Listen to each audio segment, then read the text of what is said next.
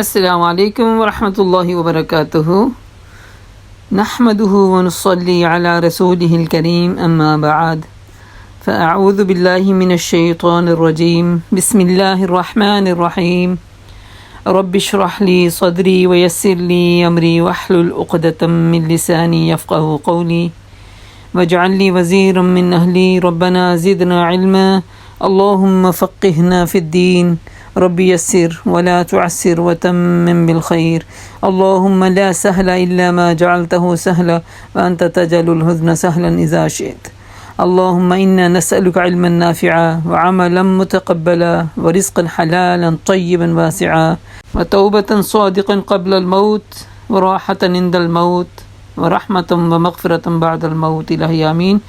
سب کو ویلکم کرتی ہوں اس دعا کے ساتھ کہ اہلا وسہلا ومرحبا، یا رب بنا دے ہم سب کو اہل القرآن و اہل التقوی و مغفرہ، الہی آمین۔ سورۃ یوسف آیہ نمبر 21۔ اعوذ باللہ من الشیطان الرجیم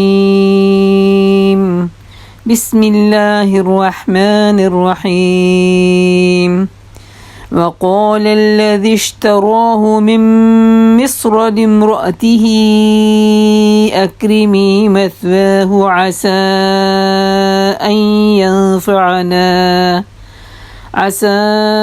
أن ينفعنا أو نتخذه ولدا وكذلك مكنا ليوسف في الأرض ولنعلمه من تأويل الأحاديث والله غالب على أمره ولكن أكثر الناس لا يعلمون ولما بلغ أشده آتيناه حكما وعلما وَكَذَلِكَ نَجْزِي الْمُحْسِنِينَ۔ پھر کہاں بیچا؟ مصر میں بیچا۔ مصر کے جس شخص نے اسے خریدا اس نے اپنی بیوی سے کہا اس کو اچھی طرح رکھنا، دور نہیں کہ ہمارے لیے مفید ثابت ہو اور ہم اس کو اپنا بیٹا بنا لیں۔ کہا جاتا ہے وہ میاں بیوی دونوں جو جوڑے تھے وہ ایک تو سلطنت کے عہدے پہ دعوے دار آئے، اس پہ سلطنت کے عہدے پر تھے، دوسرا ان کے پاس اولاد نہیں تھی۔ انہوں نے کہا اس طرح پھر ہمارے پاس دیکھیں اولاد ہونے کی ایک ٹھنڈک مل جائے گی تو بیٹا بنا کے ہم رکھیں گے۔ اسی طرح ہم نے یوسف کے لیے اس سرزمین میں قدم جمانے کی صورت نکال دی اور اسے معاملہ فہمی کی تعلیم دینے کا انتظام کیا۔ اب اللہ تعالیٰ کی مشیت دیکھیں، ہر مشکل کی ایک بعد آسانی ہوتی ہے۔ مشکل اتنی تھی کہ آکسیجن بند ہو رہی ہے، قومیں میں پھینک دیے گئے، اللہ نے آسانی کیا رکھی۔ جو مصر میں اللہ نے تربیت کرنی تھی نا مصر کی سلطنت دینے کے لیے، وہ ادھر نہیں بیٹھ کے ہونی تھی۔ موسیٰ علیہ السلام کے لیے بھی ماں کی گود میں بیٹھ کے تربیت نہیں ہونی تھی، جو فرعون کے محل کے دو پیش سیکھنے کے لیے تربیت کی گئی۔ تو یہاں پہ اللہ تعالیٰ نے ان کو کہتے ہیں ہم نے اس طرح ان کو ایک گھرانہ دے دیا، رہنے کی جگہ دے دی، عزت کا مقام دیا۔ اللہ اپنا کام کر کے ذکر رہتا ہے مگر اکثر لوگ جانتے نہیں۔ جب وہ اپنی پوری جوانی کو پہنچا، اب یہاں پہ جوانی کو پہنچا، وہاں پہ کیا ہوا تھا؟ 13-14 سال کے ہوں گے یقیناً، اور یہاں پہ 17-18 کے، 4 سال 3-4 سال جو اس کے پاس رہے۔ تو ہم نے قوت فیصلہ اور علم عطا کیا، اس طرح کہ ہم نیک لوگوں کو اسی طرح ہم نیک لوگوں کو جزائے دیا کرتے تھے، یعنی ان کو پھر دین کا علم اور باتوں کی تہ تک اترنا پہچان کروا دی۔ جس عورت کے گھر میں تھے اس پر وہ ڈورے ڈالنے لگی۔ عورتوں کا فتنہ بڑا برا فتنہ ہے۔ اللہ کے نبی نے فرمایا میں اپنے بعد اپنی قوم کے اوپر جو فتنہ سوچے سنگین سمجھتا ہوں نا اپنے مردوں کے لیے، وہ عورت ہے۔ عورت اپنے فتنے سے، اپنی خوبصورتی سے، اپنی نزاکتوں سے، اپنی باتوں سے، اپنی فریب کاریوں سے مرد کو اپنے جال میں پھانستی ہے۔ اب یہاں پہ بھی اس عورت نے ڈورے ڈالنے لگی اور ایک روز یہاں تک کہ بلا کے دروازہ بند کر لیا اور کہنے لگی یوسف آ جائے جلدی سے۔ یوسف علیہ السلام بول گئے ایک دم اللہ کی پناہ، میرے رب نے تو مجھے اچھی منزلت بخشی ہے اور میں یہ کام کروں؟ ایسے ظالم تو کبھی فلاح نہیں پایا کرتے۔ وہ اس طرح بڑی اور یوسف بھی اس طرح بڑھتا اگر تو اپنی رب کی برہان نہ دیکھ لیتا۔ یہاں سے پتہ چلتا ہے کہ اللہ تعالیٰ جس کو خصوصی طور پہ برائی سے بچانا چاہتے ہیں اس کے دل میں القاء کر دیتے ہیں کہ جو کون سا رائٹ اینڈ رانگ میں فرق ہے وہ کلیئر ہو جاتا ہے۔ شیطان ان کو اچکنے نہیں پاتا۔ اللہ کہتے ہیں کوئی دور نہیں تھا، جیسے موسیٰ علیہ السلام کی ماں کے لیے کہا تھا نا، وہ دور نہیں تھا کہ وہ اپنے راز کو فاش کر دیتی۔ جو اس نے باسکٹ میں بچے کو ڈال کے دیار میں بڑھایا تھا، اس کو یعنی ماں کی جو मदरहुड थी वो उसको फांसी कर देती, कहते हमने उसके दिल को मजबूत किया। इधर क्या कह रहे हैं अल्लाह पाक, हमने यूसुफ अलैहिस्सलाम को अगर अलका ना कर दिया था ना तो वो उससे बाज ना रहते, लेकिन अल्लाह ताला अपने बंदों को बचाता है। कज़ालिका लिनस्रिफ़ अन्हुस्सू, इसी तरह अल्लाह ताला बचाता है बुराइयों से और फाहशार बेहयाइयों से। इन्नहु मिन इबादिनल मुखलसीन, क्योंकि वो कौन थे, हमारे मुखलिस बंदों में से थे। जो इखलास वाला होता है ना, सबसे पहली शर्त है उसको कभी भी अल्लाह ताला अकेला नहीं छोड़ता। हम सबको क्या ज़रूरत है, अपने अंदर इखलास पैदा करें, जस्ट इखलास, अल्लाह के लिए खालिस, अल्लाह के बंदों के लिए खालिस, अल्लाह के बनाए हुए रिश्तों के लिए खालिस। तो देखिए फिर इंशाल्लाह अल्लाह कैसे हिफाजत करता है। तिलावत सुनिए। وراودته التي هو في بيتها عن نفسه وغلقت الأبواب وقالت هيت لك قال معاذ الله إنه ربي أحسن مثواي إنه لا يفلح الظالمون ولقد همت به وهم بها لولا أن رأى برهان ربه كذلك لنصرف عنه السوء والفحشاء إنه من عبادنا المخلصين۔ تو مخلص بندے اللہ سبحانہ تعالیٰ کے چنے ہوئے بندے ہوتے ہیں۔ اب کیا ہوا، اتنا بڑا الزام دینے کے بعد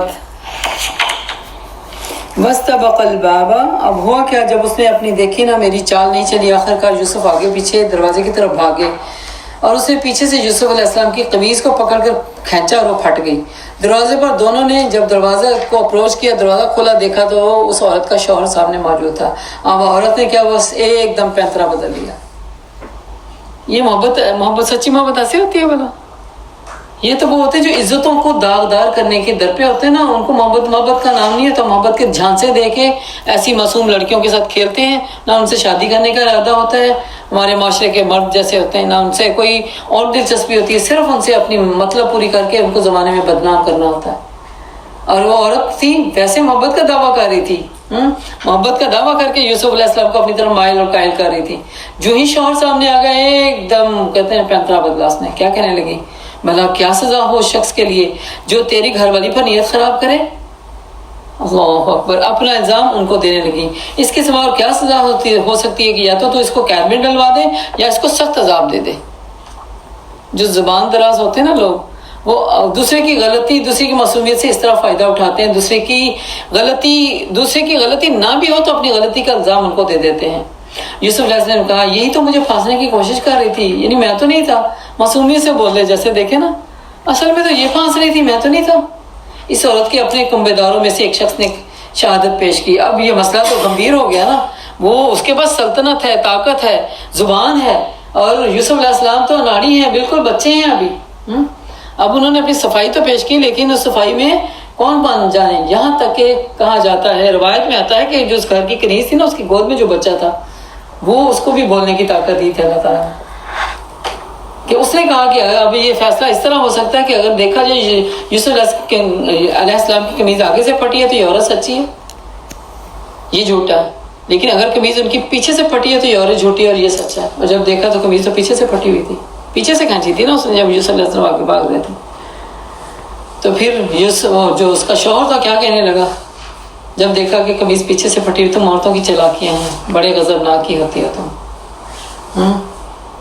وہ امیر کی کوئی باندھی غلطی کرے تو اس کو ایسے کہہ کے ٹال دیں، غریب کی کرے تو اناؤنسمنٹ کرائیں مسجدوں میں جا کے، اور وہ کالے کو کہتے ہیں نا گھوڑے کے اوپر کالا چہرہ کر کے پھرائیں اس کو محلے میں تاکہ ساروں کو پتہ چلے۔ اب یہ کہہ کے ٹال دیا، اور کیا کہنے لگے اب یوسف کی طرف پلٹا وہ شوہر، اس معاملے میں ذرا درگزر کرنا، یعنی اب اس بات کو نا پی لو، باہر نہ بتانا کسی کو۔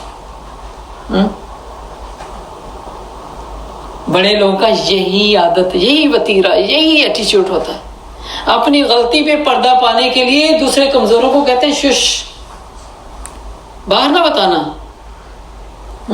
غلطی بیچاروں کی کچھ بھی نہیں، لیکن تو نے باہر بتایا تو غلطی یعنی تجھ پہ ببال آ جائے گا۔ یہاں پہ کیا کہتے ہیں درگزر کر، اے عورت تو اپنے قصور کی معافی مانگ لے، اور اس کو چپ سے کہا جیسے کہتے ہیں تو اب استغفار کر، اصل میں خطا کار تو ہی ہے۔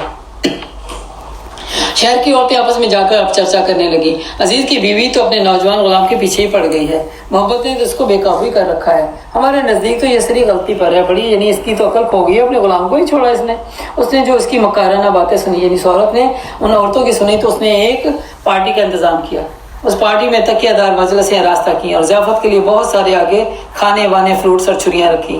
پھر اس وقت جب کہ پھل کاٹ کر کھانے لگی تھی، اس نے یوسف علیہ السلام کو اشارہ کیا کہ ان کے سامنے نکل آ۔ جب وہ عورتوں کی نگاہ ان پر پڑی تو وہ ایک دم ششدر رہ گئی، دنگ رہ گئی، پریشان ہو گئی، ہاتھ اپنے دیکھنے میں اتنی محب کہ اپنے فروٹ کاٹنے کے بجائے اپنی انگلیاں کاٹ بیٹھی، بے اختیار پکار اٹھی، ہاشا للہ ہاشا للہ۔ یہ انہونی چیز جو کبھی دیکھتے تھے نا تو عرب یا ان لوگوں میں ایک ورڈ ہوتا ہے نا فکرہ، جس میں کہتے ہیں نا واو، ہم کہتے ہیں واو، تو وہ کہتے ہیں ہاشا للہ، یہ تو انسان نہیں لگ رہا، یہ تو کوئی فرشتہ لگ رہا ہے۔ عزیز کی بیوی نے کہا دیکھ لیا، اب یہ اپنی تعبیر پیش کر رہی ہے کہ قصور میرا نہیں ہے، ہاں اس کی خوبصورتی کا قصور ہے، دیکھ لیا یہ وہ شخص ہے جس کے معاملے میں تو مجھ پر باتیں بناتی تھی، بے شک میں نے اسے رجھانے کی کوشش کی تھی مگر یہ بچ نکلا۔ اب وہاں پہ اپنے قصور کا اعتراف کر رہی ہے، اگر یہ میرا کہنا ابھی بھی نہ مانے گا، یعنی ابھی بھی میرا وار چلانے کے لیے میں ابھی بھی اس کے پیچھے ہوں، تو اس کو قیدی کروا دوں گی یا بہت ذلیل و خوار کروں گی۔ یوسف علیہ السلام نے کہا ہے میرے رب، مجھے منظور ہے بنسبت ان کے اس کام کی جو یہ لوگ مجھے چاہتے ہیں، جو لوگ یہ مجھ سے چاہتے ہیں، اگر تو نے ان چالوں کو مجھ سے دفع نہ کیا تو میں تو ان کے دام میں پھنس جاؤں گا اور جہلوں میں شامل ہو جاؤں گا۔ سبحان اللہ۔ ہم نے حدیث پڑھی تھی نا کہ قیامت والے دن اللہ تعالیٰ 7 لوگوں کو اپنے عرش کے سائے کے نیچے جگہ دے گا، ایک اس نوجوان کو جس کو بدکاری کے لیے عورت نے اپنی طرف بلایا اور وہ اللہ سے ڈر گیا، فاستجاب له ربه، پھر اللہ تعالیٰ نے ان کی دعا سن لی اور ان عورتوں کی چالیں ان پر دفع کر دی، بے شک وہی سب کچھ سنتا اور جانتا ہے۔ پھر ان لوگوں کو یہ سوچی کہ ایک مدت کے لیے اسے قید کر دیں، حالانکہ ان کی پاک دامنی خود اپنی عورتوں کے برے اتوار کی سری نشانیاں دیکھ چکے تھے۔ انسان کو بغیر جرم کے الزام دے کے ناحق قید میں ڈال دیا جائے اور ان کی زندگی کی جوانی کو لے لیا جائے۔ اب دیکھیں یوسف علیہ السلام 17-18 کے تھے اگر تو قید میں ڈالیں گے، اور کہا جاتا ہے کہ 13-14 سال قید میں رہے۔ اس جز میں یوسف علیہ السلام کا بقایا قصہ انشاءاللہ تعالی اگلے لیسن میں جانیں گے۔ اس قصے میں ہمارے لیے بہت سارے خوبصورت لیسنز ہیں، اس لیے اگلے لیسن کو واچ کرنا مت بھولیے گا، اور ساتھ ہی ریمائنڈر دیتی ہوں کہ جو لوگ نئے ہیں وہ سبسکرائب ضرور کر لیں، اور جو پرانے ہیں اور بھولے ہوئے ہیں ابھی تک سبسکرائب کرنا تو ان سے ریکویسٹ ہے کہ وہ سبسکرائب کر کے آگے بڑھیں، اس سے آپ بھی ثواب جاریہ کے کاموں میں برابر کے شریک کار ہو جائیں گے انشاءاللہ تعالی۔ وآخر دعوانا ان الحمد للہ رب العالمین، سبحانک اللہم وبحمدک، نشہد ان لا الہ الا انت، نستغفرک ونتوب الیک۔ اس دعا کے ساتھ کہ الہی ہمیں بھی چنے ہوئے بندوں میں شامل فرما، جو چنے ہوئے بندوں کے اندر خواص ہوتے ہیں اللہ پاک وہ ہمیں بھی عطا فرما۔